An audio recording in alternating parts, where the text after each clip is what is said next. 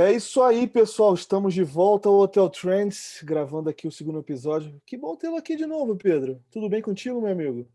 Tudo bem, meu amigo, tudo bem. Mais um convidado super especial para o nosso bate-papo de hoje. Infelizmente hoje, cada um no seu lar. Tá aqui o fundo aqui, uma cama, eu em Gramado, Pedro em São Paulo e o nosso convidado, Felipe Marcondes, Head de Supply do Airbnb. Você tá onde, Pedro? Ô, Felipe. Vinícius, eu estou em São Paulo também, estou em casa agora. Andei viajando bastante aí, né? Me isolando em Airbnbs pela pandemia. Mas no momento eu estou em São Paulo, estou em casa. E olha, uma raridade aqui nos programas gravados pelo Hotelier News, já deu para reparar no sotaque aqui rapidamente. Os paulistas estão em minoria, meu amigo. Isso é uma raridade nos programas do Hotelier News. Não fica acuado não, hein, Pedro? Mas porque você vai perguntar, na verdade, hein? Mas eu vou respeitar, vou ficar mais quietinho hoje. Mas vamos lá. Ah, beleza. Bom, antes eu queria fazer um agradecimento, que na verdade não é um agradecimento, né? Ontem foi o aniversário das minhas filhas gêmeas, Maria e Gabriela, não posso perder a oportunidade. Papai ama vocês, isso aqui fica posto para a posteridade, então a gente deixa registrado. Não ia perder essa oportunidade. Mas vamos lá, cara. A gente queria te apresentar brevemente, acho que a marca nem precisa falar nada, né, Felipe? Mas queria que falasse um pouco de você, cara. Você é do Rio, fala um pouco da sua carreira e como é que você foi parar nessa indústria. Tá bom, vamos lá, Vinícius. Primeiro de tudo, eu queria agradecer o convite. É um grande prazer estar aqui falando com vocês hoje. E falando um pouco da minha história, na verdade, eu comecei no mercado financeiro, né, com fundo de investimento. E em 2014, eu optei por fazer essa migração aí para a hospitalidade, né? Eu me mudei para a Europa e eu comecei a trabalhar com corporate traveling lá. De lá eu passei para o TripAdvisor, né? Eu fui Head of Supply de Portugal do TripAdvisor por volta de 2 anos e fui convidado para vir trabalhar no Airbnb. Eu toquei uma operação de supply na Europa por 2 anos no Airbnb, então eu era responsável ali pela área do norte da Europa, que para a gente era considerada a Holanda para cima. E no final de 2009 pintou essa oportunidade aí de ser transferido de volta para casa, né? E eu vim super feliz aqui, né? Tô aqui muito E feliz aí de estar direto para São Paulo. direto para São Paulo, exatamente, né? Então, assim, tá fazendo o que eu amo, né? O que eu me apaixonei por fazer em casa é uma coisa linda, né? Uma oportunidade muito boa aí que aconteceu comigo. Eu sou do Rio, como você, né? Então, aqui, estamos juntos aqui, Pedro em minoria hoje. Mas brincadeiras à parte aqui, né? É ótimo estar tendo essa conversa com vocês e super animado aqui para o nosso bate-papo. E já adaptado a São Paulo, cara, também, porque né, é uma cidade bem diferente da nossa. Cara, eu conheço São Paulo, né, um pouco, né? Já vi muito negócios aqui, como você deve imaginar, antes de ter mudado para fora. Mas eu mudei para São Paulo de verdade um pouquinho antes da pandemia. Então, infelizmente, eu ainda não consegui explorar a cidade, conhecer legal, né? Mas você Mas ficava no tenho gostado Rio? muito. Desculpa? Você ficava no Rio? Antes de mudar para fora, eu estava no Rio, sim. Ah, então você tá há pouco tempo então na empresa. Não, eu tô no Airbnb há alguns anos, né? Mas eu Não, eu comecei, digo, perdão, no Brasil, então você voltou por agora mesmo. eu voltei em setembro de 2019, seis Ah, meses antes do estado de emergência da pandemia. Então, deu para conhecer um pouco ali, né? Eu acabo viajando muito a trabalho, né? Meu cargo é América do Sul, então viajo muito pela região, como você deve imaginar. Mas o pouco que eu fiquei em São Paulo, eu aproveitei muito, né? Eu conheci legal, gostei muito de São Paulo e estou super animado aí para a volta, né? Da vida pós-pandemia, vamos dizer, para conhecer todos um pouquinho nós. melhor a cidade. Ainda não estão no escritório, né? Todos em casa no Airbnb, né? Não estamos, né? É muito fácil trabalhar remotamente para a gente, não existe uma necessidade real de se estar no escritório, então a gente preza aí pela segurança, evitar, né, possível situação desagradável de contaminação, etc, né? Enquanto a gente pode trabalhar de casa, a gente está trabalhando aqui. Mas tem alguma previsão, assim, por exemplo? Olha, no curto prazo, assim, por enquanto não, né? Assim, uma coisa que eu posso falar para você é que até todo mundo está vacinado, eu acho que ninguém volta para o escritório, né? Então, o Airbnb preza muito pela segurança dos funcionários. Não, toda razão. E então até, né, a empresa em si tem uma confiança de que os funcionários vão estar seguros, vão estar bem, não vão estar correndo risco, a gente vai continuar de casa. Perfeito.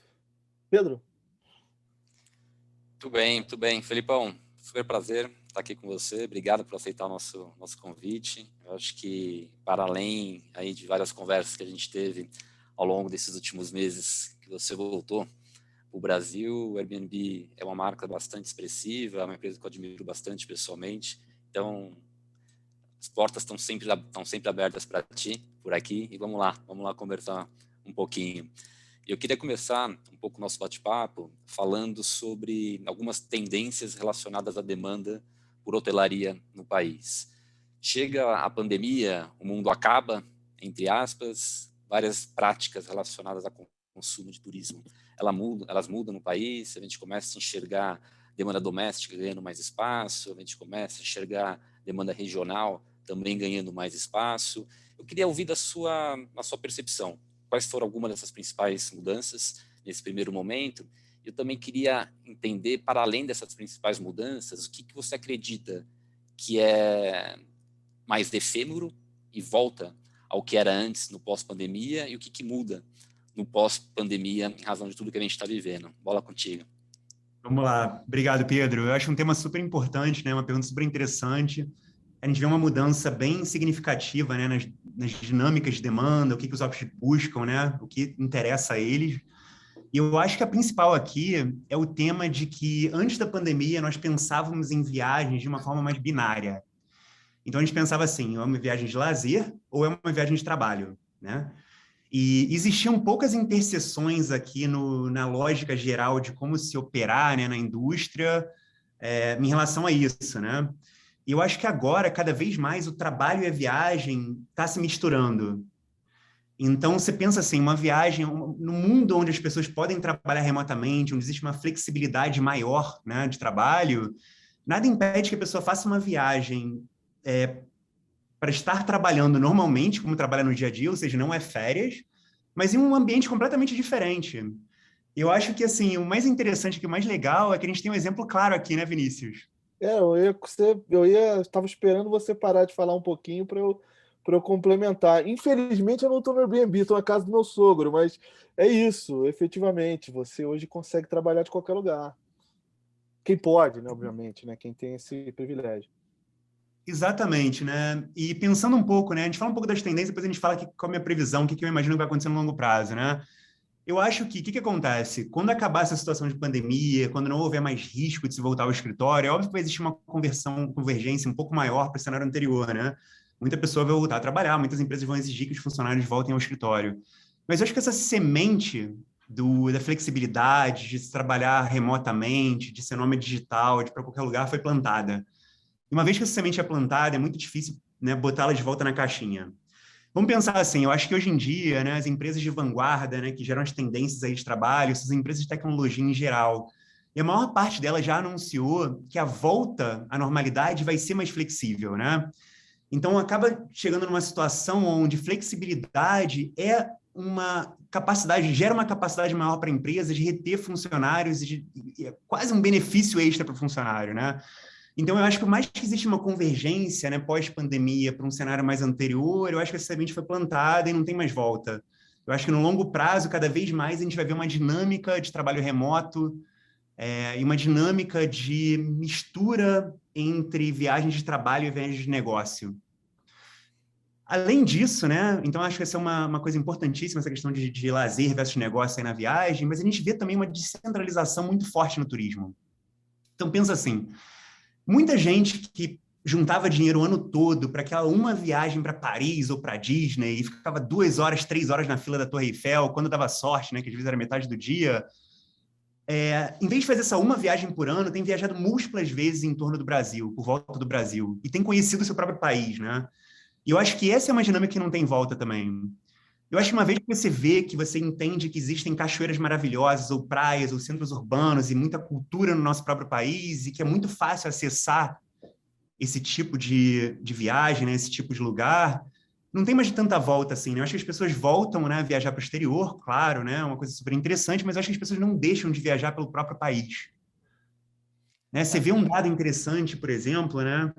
Você vê que em 2019 a gente via que 10% das viagens eram para 10 maiores capitais de turismo, né? E hoje em dia caiu pela metade. Né? Então, assim, eu acho que é uma dinâmica que não volta mais. O brasileiro realmente está conhecendo o Brasil.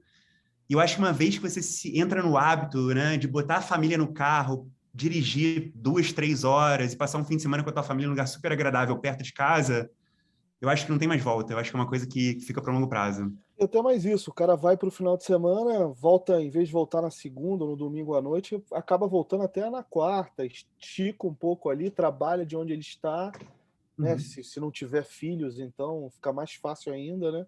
Vai e depois volta. Eu também concordo com você, cara. Eu acho que esse comportamento do consumidor não é uma boa semente, até diria que até que é um broto já. Uhum. É até bacana esse comentário também, porque no final das contas tudo isso se reflete numa diminuição da sazonalidade relacionada ao consumo de viagem no país. E aí, tanto na ótica da operação, como na ótica do investimento, que é um pouquinho mais a minha praia do dia a dia, isso é excelente. Você consegue fazer com que as pessoas viajem meio dia a mais, em média, pelo país, na prática você tem uma tendência de consumo que acaba explodindo. E isso acaba beneficiando bastante os empreendimentos em operação e também a estruturação de novos negócios. Acho que é um excelente comentário. Cara, é uma coisa que a gente vê nos números, né? Então, assim, tem muita coisa que é sonho, né? Que a gente pode falar, mas, assim, vamos trazer para a vida real. Você vê, por exemplo, que em 2021, 62% das noites reservadas no Airbnb foram dentro de 480 quilômetros de distância. Cara, é um número muito relevante. Vamos falar mais uma vez para ênfase. 62%. Desculpa te interromper, isso é Brasil ou mundo? Isso é dado de Brasil, Vinícius. Isso é dado de Brasil. Né? Você vê uma coisa assim, você vê, por exemplo, destinos rurais, antes da pandemia, em 2019, era 7% das nossas reservas, agora é 21%. Né? Então, assim, o brasileiro está realmente descobrindo o Brasil. E, assim, Não, vai lá. Imagina, Felipe. Eu tô falando, eu, por exemplo, fui pego nessas, sabe? Eu fiz tanta viagem pequena, assim, próxima. Cara, eu quero fazer isso pro resto da vida. Eu conheci cada lugar no Brasil, assim, que eu nem imaginava. Então... Você acha que essas tendências, essas mudanças em termos de consumo de viagens pelo país, elas afetam mais ou menos um ou outro segmento? Porque, no final das contas, a gente tenta olhar de uma maneira um pouco mais diversificada o setor, falar, bom, mercado de long stay, mercado de baixa permanência, mercado relacionado a turismo rural, que você comentou na sua fala, outros mercados. Tem um ou outro segmento que você acha que é relevante destacar, que você entende que são diferenças mais disruptivas, ou, de certa forma, o que você está comentando serve para praticamente quase todos os perfis de demanda? Cara, eu acho que existe uma questão de flexibilidade, sabia, Pedro? E eu acho que os segmentos que conseguirem se adaptar à nova realidade, conseguirem caminhar com os caminhos do mundo aí, vão se beneficiar um pouco mais, né? E você vê que as mudanças de dinâmica durante a pandemia, elas existiram em praticamente qualquer tipo de segmento, né? Então, você vê, por exemplo, uma coisa que a gente pode falar um pouco mais em detalhes, é estadias de longa duração, né? Pessoas ficando mais tempo nos lugares, né? E você vê que, por um lado, a gente pensa imediatamente, quando a gente pensa em longa duração, as pessoas viajando nesse mix de lazer e trabalho, passando um tempo fora, né? Mas São Paulo se mostrou uma das capitais principais do mundo, né? Um dos mercados principais do mundo no Airbnb, nessa questão de estadia de longa duração. Então, assim, eu acho que, independente do segmento que você opera, né? Eu acho que a chave é a flexibilidade, né? E dando um dado assim, né? Eu acho super interessante flexibilidade, né? Acho que as pessoas não têm muita consciência disso que está acontecendo, né? Então, em abril desse ano, mais de 40% das buscas no Airbnb foram com destinos flexíveis, datas flexíveis ou ambos. Né? É uma loucura, né? Mais de 40%, né? Uma coisa assim bem relevante, né? Eu acho que hoje em dia, por exemplo, pensa assim, Pedro, se você quer passar, você está meio assim cansado de estar ali na cidade onde você mora, sua família precisa passar um tempo fora, né, etc. Será que importa tanto nesse cenário onde você viaja e trabalha ao mesmo tempo? Importa muito qual fim de semana você vai ou quando você vai? Se você for esse fim de semana agora ou no próximo, ou se for na semana que vem ou na outra, isso faz alguma diferença para você na prática? Muitas vezes não, né? E isso ajuda com o que você estava falando antes também, né? Então ajuda com sazonalidade, as pessoas passam a buscar o que está mais disponível, ajuda com descentralização do turismo, né? Às vezes a pessoa pensa assim, puta, eu quero passar um fim de semana na praia. Eu não estou muito preocupado em qual praia é, tanto que seja dentro de uma distância aceitável e tem as amenidades, as comunidades que eu estou buscando, né? Isso dá uma flexibilidade legal. Eu acho que isso dá isso ajuda no sentido de sazonalidade, ajuda no sentido de descentralização, né? Eu acho que nossa indústria de hospitalidade no Brasil ganha muito com essas mudanças.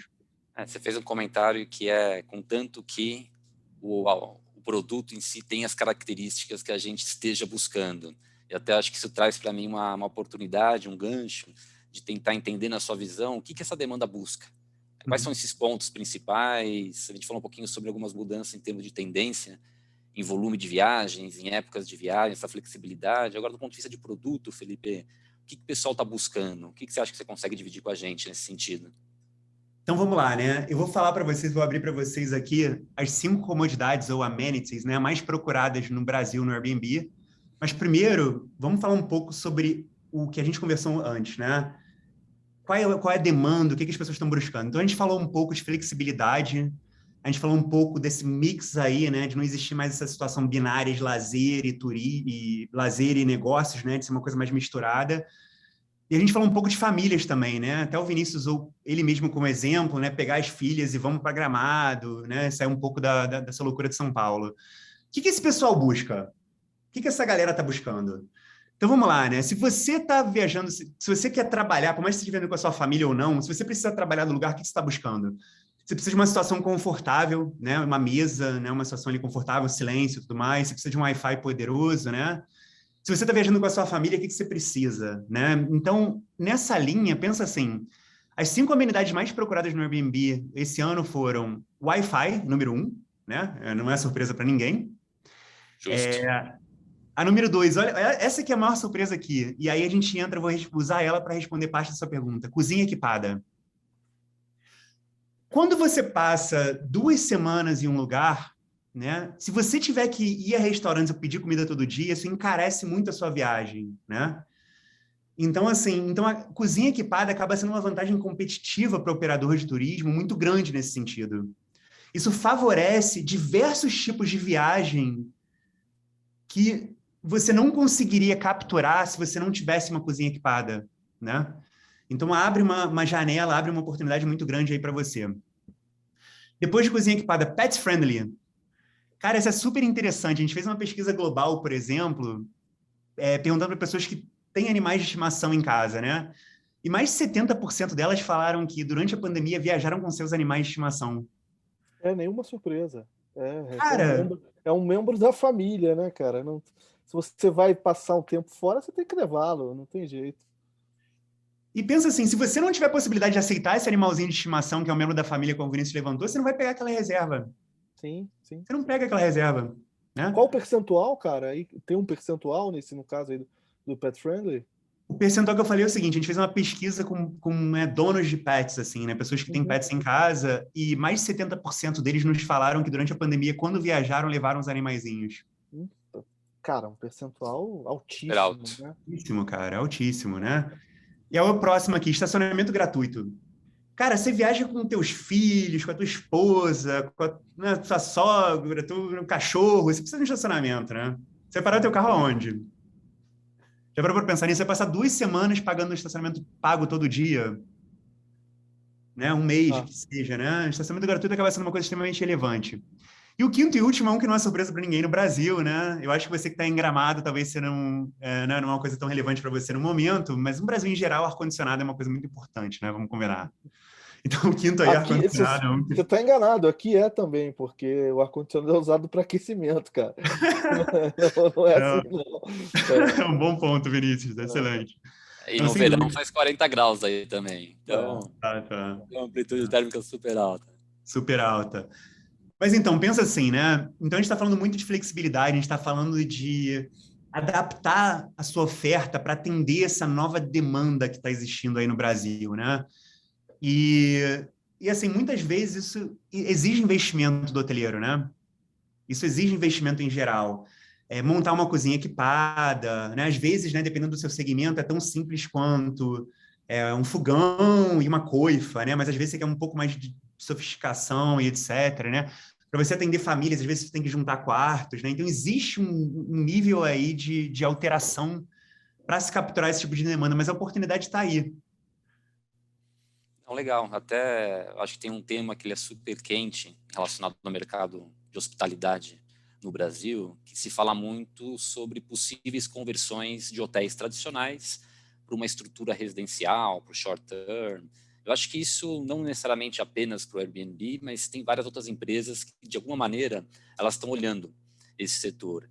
E aí, eu queria entender na sua visão, Felipe, se isso faz sentido, né? Quando a gente fala de converter um imóvel hoteleiro para um uso residencial, e esse uso residencial talvez entrar numa plataforma de distribuição do Airbnb, você vê essa estratégia como uma estratégia que ela é válida na sua estratégia em si. Esse posicionamento ele pode ser interessante para o proprietário do hotel? Eu queria só colocar uma coisa antes de você responder, Felipe, que a gente fez aqui na semana passada, entrevista com o presidente de uma das maiores redes aqui do Brasil. E ele falou um ponto interessante que é verdade, a gente precisa ressaltar. A oferta hoteleira de quartos de hotéis no Brasil, ela ainda é carente em muitas praças. Você tem uma oferta reduzida e, de fato, o chamado short term, ele acaba complementando essa oferta, né? E tanto é que essa própria rede, não vou nem mencionar aqui, porque acho que não vale a pena, mas ela também está investindo no segmento, né? Que a gente fala short term porque o termo pegou, foi até uma coisa que eu comentei com ele, o termo pegou, mas a gente tem aqui short, medium e long term nesse tipo de hospedagem, né? Mas vamos lá, eu só queria pontuar isso para ver que está todo mundo de olho e realmente é um complemento importante para a oferta de hospedagem. Não, com certeza, acho que tem diversas vantagens aqui de se fazer uma conversão. O primeiro deles é a flexibilidade, como a gente falou antes. Então, pensa assim, num período de estresse muito grande, uma coisa que essa pandemia mostrou é que o modelo de aluguel de temporada é muito mais resiliente que o modelo hoteleiro tradicional. Por quê? Porque o seu operacional ele é mais flexível. Então, numa hotelaria mais tradicional, as pessoas esperam, né, certos serviços que elas não esperam no aluguel de temporada. Isso é a primeira coisa ali em geral, né? Então, o seu fixo operacional ali é muito mais baixo. Você pode oferecer limpeza diária, você pode oferecer check-in no front desk, você pode oferecer todo esse tipo de coisa, mas não é uma obrigação oferecer, não é uma coisa necessária. Então, no momento de crise generalizada, né, no momento como a gente passou agora na pandemia, você pode remover esse serviço, pode criar uma estrutura de isolamento e ainda assim atender seu público, né? Então, essa flexibilidade operacional, ela traz uma resiliência muito grande durante um período de crise, né?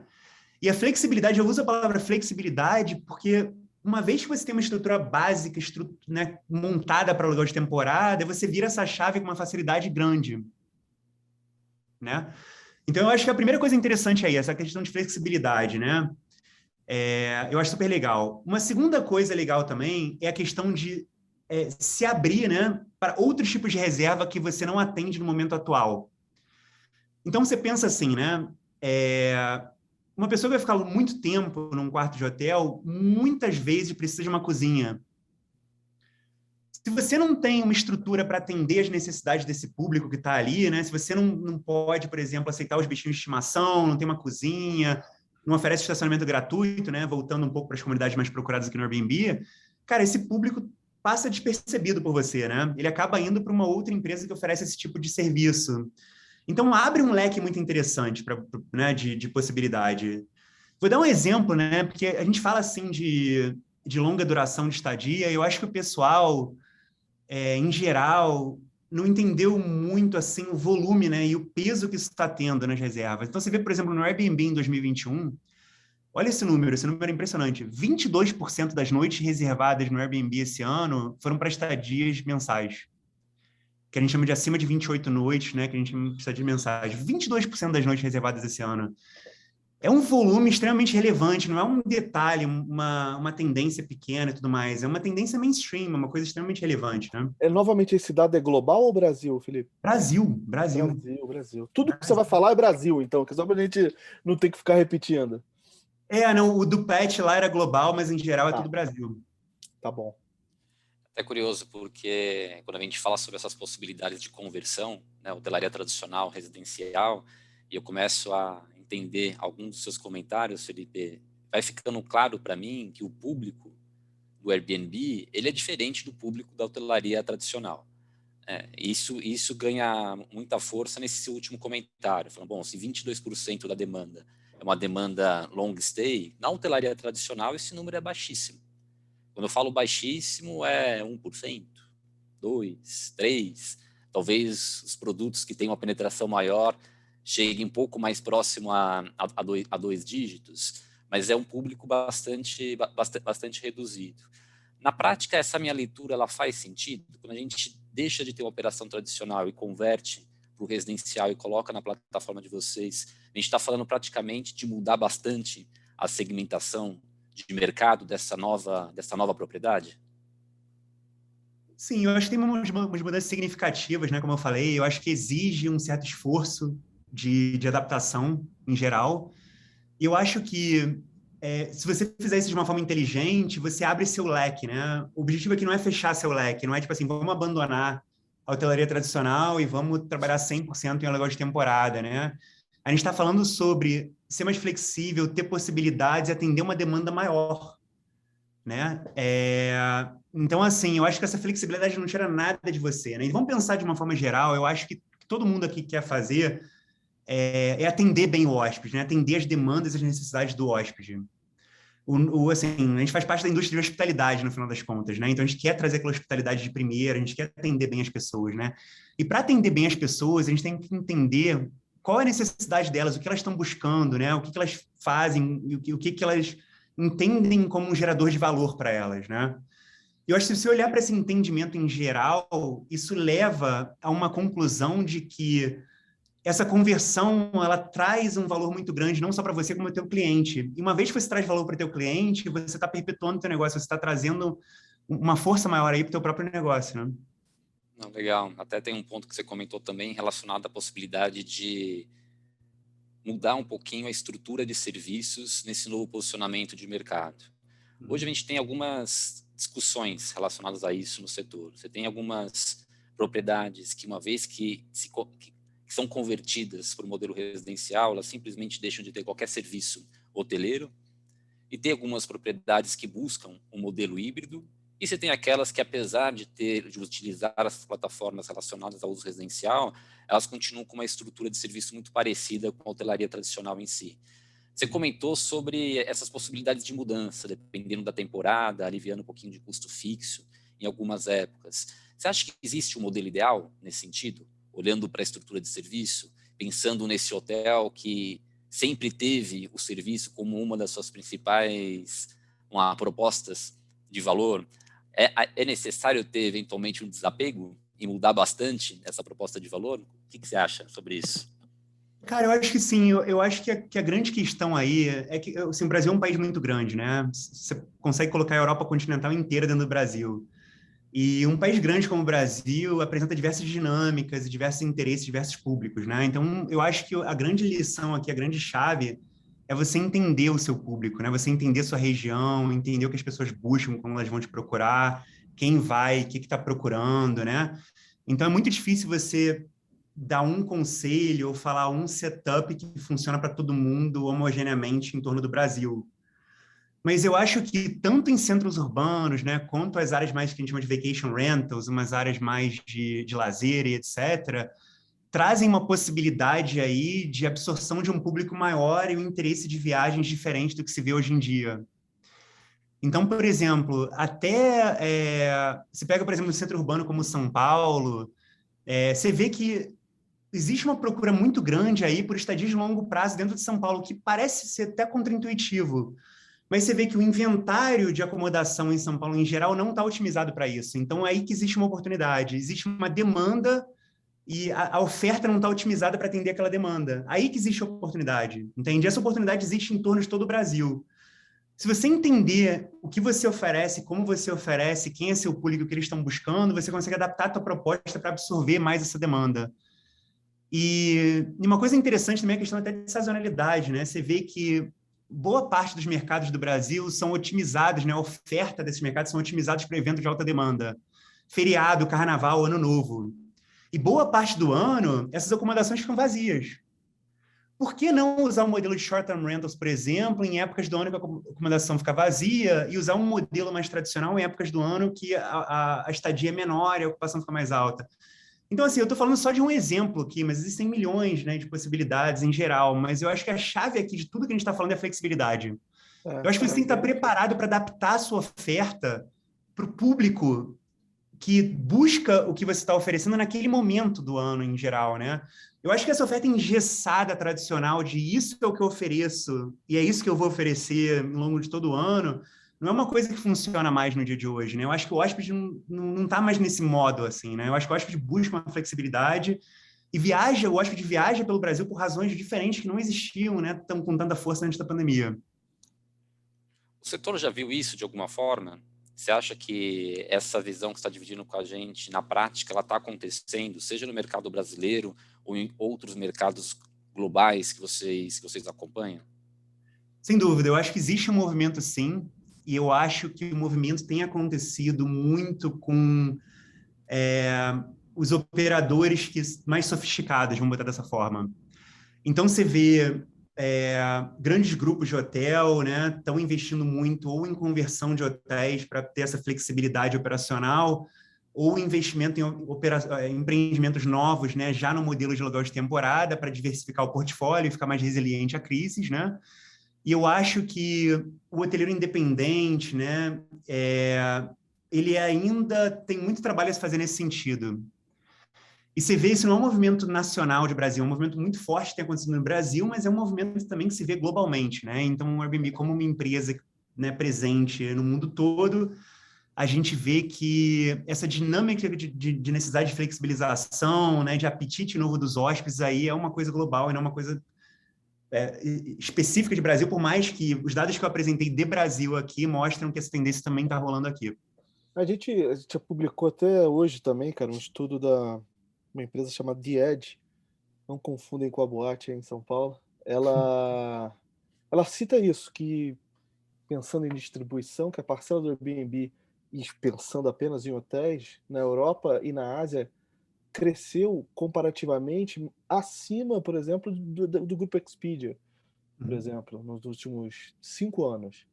E houve uma aceleração disso agora na pandemia também, assim como houve um aumento também das vendas diretas nesses dois mercados pesquisados pela The Edge. Então, como você falou, não é um fenômeno nacional, nem focado em algum lugar, é um movimento global, efetivamente. Com certeza eu concordo contigo, Vinícius. E uma coisa que as pessoas assim não têm muita visibilidade, né, com esse fato, etc., é que o Airbnb trabalha com hotéis já há muitos anos. E em alguns segmentos, né, você pega boutique hotéis, etc., são uma parte relevante dos negócios do Airbnb, né? Você vê no Brasil, por exemplo, não existe um apetite muito grande no nosso público, pelo menos no momento, para um hotelzão mais tradicional, aquele que você entra num quarto do hotel aqui em São Paulo ou em Tóquio é exatamente igual. Esse modelo mais comoditizado, assim, realmente não existe um interesse tão grande no público do Airbnb, mas alguns segmentos de hotelaria, tipo hotel boutique, né, vai bem.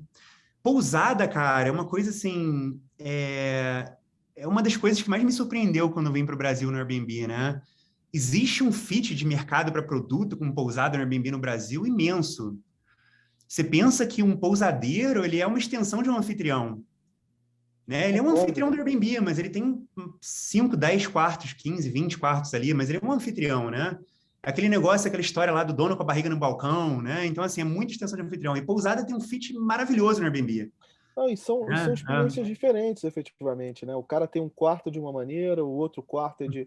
São Exato. pousados com 6 quartos, ele tem um que é frente para o mar, o outro que é um pouquinho mais longe, que é diferente. São quartos diferentes, experiências diferentes. Eu também acho, concordo com você, acho que tem um fit, efetivamente. Eu acho, em geral, assim, se for pensar, tem segmentos que são mais óbvios aí, né? Pousada, muito bom no Airbnb, funciona muito bem. Como você deve imaginar, Parts Hotel, Service Apartments, né? Enfim, funcionam bem no Airbnb também. Hotéis boutique, né? Em situações específicas, funcionam bem. Mas eu acho que existe oportunidade para todo mundo na plataforma, né? Com pequenas mudanças, como a gente falou um pouco antes, de conversão, de flexibilidade, existe oportunidade para todo mundo. Além do produto, Felipe, até olhando para segmentos de mercado, você fez teve um outro comentário que você falando sobre o Brasil, um país de abrangência continental. Você tem diferentes realidades, é difícil chegar a uma regra que sirva para todos e na mesma intensidade. Agora você falou um pouquinho sobre aquilo que funciona melhor. Alguns empreendimentos como as pousadas, os apart-hotéis, os hotéis um pouco menores. Tem outros produtos que não funcionam? Se a gente fala assim, bom, tentando descartar aquilo que não faz sentido para a plataforma, olhando para o universo da hotelaria tradicional. Tem alguns empreendimentos, algumas modalidades que você acha que não tem muita aderência com essa possibilidade de conversão? Então, pensa o público do Airbnb é um público que busca uma experiência, né? Então, muitas plataformas aí vendem uma cama, um travesseiro para a pessoa botar a cabeça à noite, né? O público os hóspedes vão ao Airbnb buscar uma experiência, né? Sim, imersão na cultura local, uma conexão humana, né? Então, assim, todo produto que ele é mais comoditizado, ele é menos, né, tem menos aderência no Airbnb. Quanto mais personalidade, quanto mais você traz essa conexão humana, mais aderência o produto vai ter na plataforma, tá? Então, por exemplo, se você é um pequeno hoteleiro do interior ou de capitais, né, de qualquer lugar, na verdade, e o seu objetivo é trazer pessoas para suas comunidades, né? É receber a pessoa como um anfitrião, receber a pessoa na tua casa, indicar negócios locais, a venda da Dona Maria faz um pão de queijo maravilhoso. Cara, o Airbnb é para você. É isso que nós hóspedes estão buscando. Personalidade, conexão humana. Se você quer evitar a conexão com seus hóspedes, se você quer vender uma cama para a pessoa botar a cabeça à noite, talvez não seja a plataforma para você, né, em geral. Eu acho que é muito assim, uma dinâmica de o que as pessoas vão procurar na plataforma, né? O que as pessoas buscam. Dito isso, a Airbnb é uma empresa com uma base de hóspedes bem vasta, né? Então, assim, eu não estou dizendo que os produtos mais comoditizados, ou os produtos mais, né, menos flexíveis não têm de nenhuma forma demanda na plataforma, mas tem uma aderência muito menor, como você deve imaginar. Tá. Olhando até uma outra questão que eu queria ouvir um pouquinho a sua opinião, em relação ao mercado de negócios em si. Porque, olhando para a hotelaria tradicional, em algumas grandes capitais, o mercado de negócios é um mercado que você não tem essa conexão tão grande com as pessoas dentro da cidade, pelo menos olhando o hotel em si, o hotel que hoje existe nos principais mercados do país. E você tem uma estadia, como uma estadia geralmente curta na hotelaria tradicional. Esse perfil de empreendimento, ele faz sentido?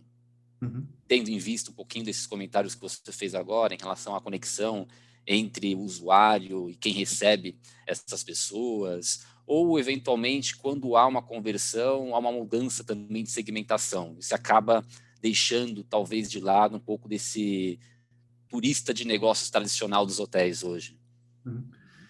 Eu acho que você pode fazer um sem abrir mão do outro, né, Pedro? Eu acho que existe um nível de inteligência aí, no sentido de, como a gente falou, acho que com muita flexibilidade, né? Eu acho que você pode oferecer no seu produto de hospitalidade uma opção mais flexível, né? E onde você oferece uma cozinha mais equipada, você abre mão de serviços, né, do dia a dia para facilitar um longo prazo, mas ao mesmo tempo não entregando um negócio mais tradicional. A gente falou muito no começo um pouco sobre aproveitar um pouco melhor a sazonalidade, né? Ter uma flexibilidade melhor para atender um número maior, uma dinâmica um pouco maior de hóspedes.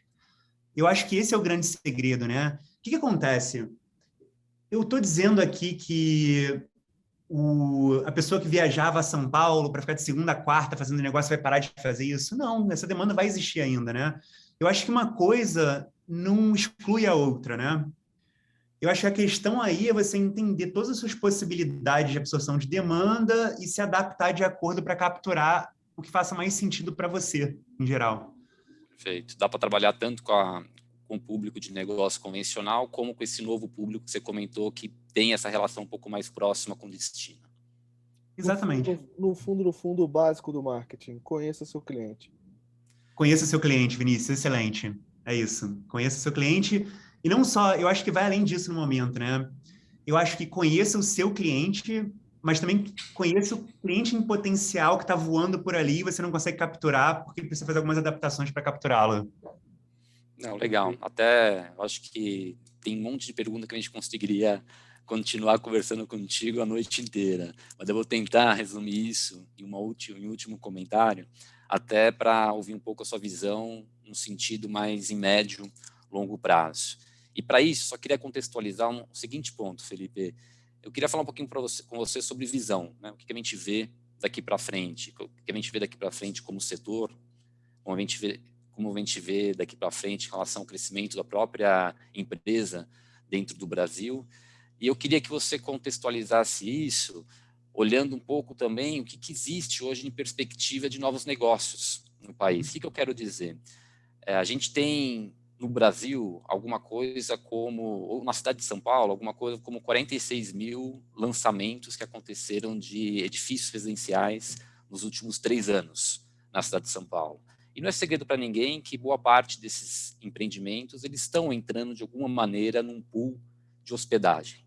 A minha pergunta é se nessa visão de médio prazo que você tem no setor, o que você enxerga de potencial e se você vê algum risco, ainda que pequeno, de alguma super oferta relacionada a esses lançamentos na cidade de São Paulo. Olha, Pedro, eu acho o seguinte, eu acho que por mais que existam empreendimentos entrando aí, no momento atual, né, a gente está bem longe de uma situação de superoferta, tá? Eu acho que existe espaço muito grande para crescimento desse mercado. Eu acho que seria interessante, de repente, um conselho que eu dou aqui é fazer paralelo com outros lugares do mundo. Eu não estou falando assim, comparar coisas esdrúxulas, né? Mas vamos tentar, de repente, ver como isso ocorreu, como esse desenvolvimento ocorreu em outros lugares, né? E qual a relevância de aluguel de temporada versus aqui no Brasil. Eu acho que vai trazer uns insights bem interessantes para você. Legal, maravilha. E tirando as questões relacionadas a se o risco de superoferta está mitigado, na sua opinião, você enxerga um mercado em crescimento, você enxerga um mercado estagnado, qual que é a aposta que você faz relacionada ao turismo no país? Olha, a coisa mais linda do mundo, eu vou tocar mais um ponto aqui, vou ser repetitivo, peço desculpa para você ser repetitivo. A flexibilidade traz uma coisa linda, né? Quando você tem uma oferta residencial, se você está numa situação onde reservas de curto prazo não estão vingando, etc., você muito facilmente vira a chave, entendeu? Você tem uma época do ano, você tem dificuldade daquela ocupação de pequenas reservas de 2, 3 dias. Cara, por que você não aluga por um mês naquela época do ano? Você percebe como você consegue mitigar esse tipo de risco, Pedro? Residência tem uma flexibilidade muito grande operacional, cara. Eu acho que essa flexibilidade é o que resolve, o que faz essa equação fechar. Muito bem. Vinícius, fico fazendo pergunta aqui. E aí? Não, eu tô ouvindo. Eu gosto bastante de ouvir aqui e inserir meus comentários em cima do que eu falei. Eu vou até voltar antes da gente finalizar aquilo que eu interrompi um pouco antes da sua resposta anterior, de que é isso, o mercado hoteleiro também está de olho nessas possibilidades, nessa flexibilidade, está buscando. Você vê aí a Atlântica, você vê é, a Intercity, né, a ICH, na verdade, a Slaviero, todas apostando nesse segmento também, né? Então, a própria Atrio também, né? Então, eu acho que tem espaço para todo mundo e ter essa flexibilidade é fundamental para o crescimento do mercado. Que bom que players como vocês também estão enxergando isso. Acho fundamental para o crescimento do setor. É super válido. Eu acho que essa abertura para discutir um pouquinho da visão de mercado de vocês. Queria te agradecer, Felipe, pelo seu tempo, pela aula relacionada a Airbnb e turismo no Brasil. Super prazer estar contigo. Eu tenho certeza que seus comentários vão agregar bastante na visão do setor. Eu acho que para que o próprio hoteleiro também, que esteja buscando possibilidades, entendendo em que cenário que ele se encaixa, ele consiga também ajudar nessa sua análise, se converter, pode ser um dos direcionamentos estratégicos que ele tem daqui para frente em relação ao que acontece no turismo no país. Super obrigado pelo seu tempo e fica à vontade, suas últimas palavras, últimos comentários. Da minha parte, brigadão. Olha, eu que agradeço, Vinícius, Pedro, foi um grande prazer estar aqui com vocês hoje. Como você falou, a gente poderia conversar sobre isso por uns 10 horas, né? Somos todos aqui muito apaixonados pelo tema. Assim, é a nossa vida, né? Uma coisa assim. Então, é um grande prazer estar aqui falando sobre isso, um tema que eu amo tanto, tá? Eu acho que tem oportunidade para todo mundo nesse mercado. Eu acho que o turismo do Brasil vai se desenvolver muito nos próximos anos. E eu acho que os operadores de hospitalidade têm que estar preparados para absorver essas mudanças e para abraçar essas mudanças de uma forma positiva, né? Assim, eu acho que, né, como uma indústria de hospitalidade, por que a gente existe, né? Por que a gente está aqui? é para atender a nossa demanda, que as pessoas fiquem confortáveis, que se sintam bem com a gente, que elas se sintam bem em viajar, que os casos, né, as necessidades delas sejam atendidas pela gente. Eu acho que essa união da indústria, né, todo mundo mais próximo aqui, vai trazer isso para o nosso público. E isso vai se beneficiar todo mundo. É aquele negócio, né? A maré sobe para todo mundo, a maré cai para todo mundo. Não, né? Se o turismo no Brasil cair, não tem quem se beneficie. Se o turismo subir, todo mundo vai acabar se beneficiando. Então, juntos somos muito mais fortes, né? Com certeza. Legal, obrigado mais uma vez pela participação.